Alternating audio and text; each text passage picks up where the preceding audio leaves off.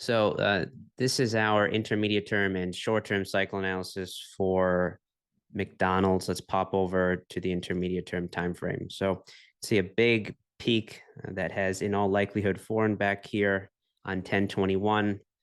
And now this is looking nothing more than just a bear flag that is poised to have a deeper test lower into these levels here. You can see that there's a 38.2 right here at around 289. We are right there. So 50 to the 61.8, reasonable. 281 to 272, a trough that is due somewhere around the end of this year into the very early part of next year. Rallies have a very high probability of failing as of right now. We shift over to the daily chart. Again, we were looking at this yesterday, holding up, but looked really poised for a sell. Obviously, we're seeing a move lower.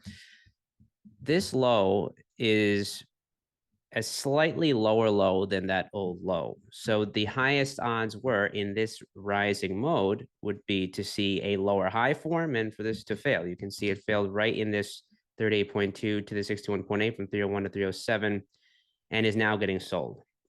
So at this point, you can see we have now gone sideways here in this range. We are poised for a breakout on the downside below this old swing low at 289.84, and we'd be looking for a move down here to this zone here from 281.60 to 275, I'm sorry, 275.76 actually, and a trough that is due 12.3 to right around 12.16.